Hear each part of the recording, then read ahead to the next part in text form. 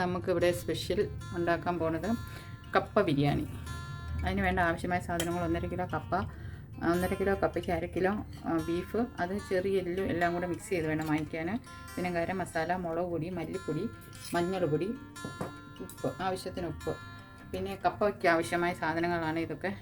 തേങ്ങ, ഒരു അരമുറി തേങ്ങ, കുറച്ച് വെളുത്തുള്ളി, ഇത്രയും വെളുത്തുള്ളി വേണ്ട, ഒരു 5-6 അല്ലി മതി. പിന്നെ ഇച്ചിരി മുളക്, പച്ചമുളക് വേണമെങ്കിൽ പച്ചമുളക് പൊടി, ഞാൻ കാന്താരിയാണ് ഉപയോഗിക്കുന്നത്. നമ്മൾ തേങ്ങയ്ക്ക് കപ്പയ്ക്ക് എന്തൊക്കെയാണ് അരയ്ക്കുന്നത് അതേപോലെ തന്നെ അരച്ച് ചേർക്കണം. ഉള്ളി, കറിവേപ്പില, സവാള ബീഫിൻ്റെ കൂടെ വേവിക്കാൻ 2 സെപ്പറേറ്റാണ് വേവിക്കാൻ പോണത്. ഓക്കെ, ഇട്ട് വേവിക്കും. ബീഫ് അതിനകത്തോട്ട് 2 സ്പൂൺ, 2 അല്ല, ഒരു 3 സ്പൂണ് മുളക് പൊടി, ഒരു 2 സ്പൂൺ മല്ലിപ്പൊടി, 1 സ്പൂൺ ഗരം മസാല നിറച്ചിട്ടത്, പിന്നെ മഞ്ഞൾപ്പൊടി കുറച്ച്,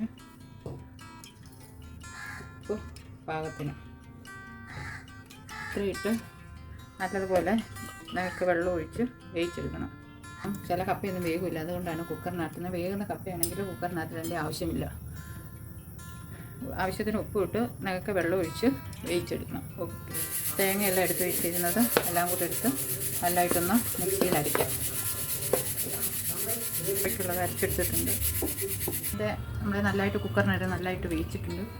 നമ്മളൊരു ഉരുളിക്കകത്തോട്ട് നല്ലതായിട്ട് കുടഞ്ഞിടുക.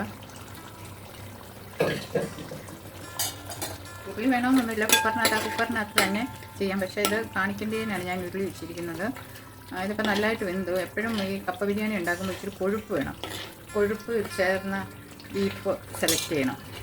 നമ്മുടെ കപ്പ ഇതിനകത്തോട്ട് വേണം. കപ്പ നല്ലപോലെ വെന്തിട്ടുണ്ട് കേട്ടോ. കപ്പ നല്ല സൂപ്പറായിട്ട് വന്നിട്ടുണ്ട്. എന്താ കപ്പ നല്ലതായിട്ട് എന്തത് മിക്സ് ചെയ്യാം.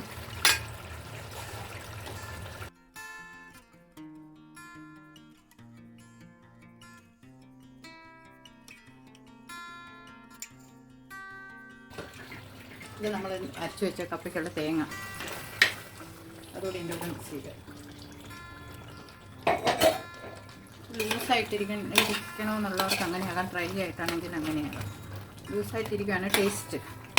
ചിലർക്കാണ് ഇങ്ങനെ പുട്ടുമാതിരി ഇരിക്കുന്നത്, അതത്ര ടേസ്റ്റ്.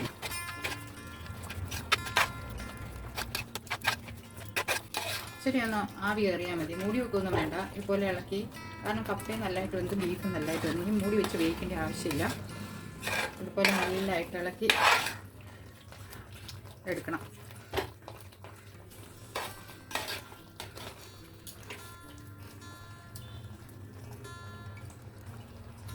ഉപ്പൊക്കെ കറക്റ്റാണ്.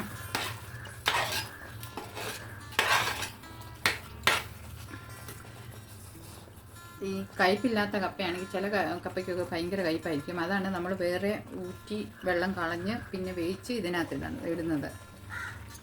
കപ്പ കയ്പൊന്നും ഇല്ലാത്ത കപ്പയാണെങ്കിൽ, നല്ല കപ്പയാണെങ്കിൽ ഇതിൻ്റെ കൂടെ ഇട്ട് തന്നെ വേവിച്ച് ഈ ചേരുവകളെല്ലാം അതിനകത്താക്കി ഒന്നിച്ചെടുക്കാം. ഇതെപ്പോഴും നമ്മൾ ചെയ്യുന്നത് സെപ്പറേറ്റ് ആയിട്ട് വേവിക്കുക നല്ലത്. എന്നാന്ന് വെച്ചാൽ കപ്പയ്ക്ക് കയ്പ് വല്ലതും ഉണ്ടെങ്കിൽ നമ്മൾ ഇത്രയും ചെയ്തത് വേസ്റ്റാവും. വേകാത്ത കപ്പയൊക്കെ ആണെങ്കിൽ കുക്കറിനകത്തിട്ട് വേവിച്ച് മാറ്റി അതിൻ്റെ കൂടെ ഇട്ടാൽ പിന്നെ വേകുകയില്ല. അതുകൊണ്ട് എപ്പോഴും നമ്മൾ സെപ്പറേറ്റ് ആയിട്ടെല്ലാം വേവിച്ച് ഒന്നിച്ചിരിപ്പോൾ ഉള്ളിയോ എന്തെങ്കിലും പാത്രത്തിൽ നല്ലതായിട്ട് അടുപ്പ് വെച്ച് ശകല 2 കടുകിട്ട്, കുറച്ചെണ്ണ മതി, 2 സ്പൂൺ എണ്ണ ഒഴിച്ച് കടുകിട്ട്, പിന്നെ ഉള്ളി അരിഞ്ഞത്, പിന്നെ 2 കറിവേപ്പില, പിന്നെ ഉണക്കമുളക്,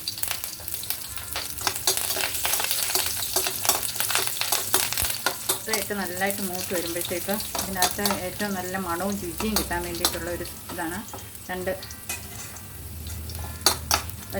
ചെറിയ ടീസ്പൂൺ മല്ലിപ്പൊടി ഇടണം ഇതിനകത്തോട്ട്. ഈ മല്ലിപ്പൊടിയാണ് അതിനകത്ത് ഈ ബീഫ് ബിരിയാണിയുടെ ഏറ്റവും ഭയങ്കര ടേസ്റ്റുള്ളൊരു മല്ലിപ്പൊടി. നല്ലതായിട്ട് ഇങ്ങനെ ഈ എണ്ണ താളിക്കുന്നതിൻ്റെ കൂടെ വറുത്ത് നല്ല മണമാണ് അന്നേരം. നല്ലതായിട്ട് ഇതിൻ്റെ മേളിലോട്ട് താളിച്ച് വയ്ക്കും.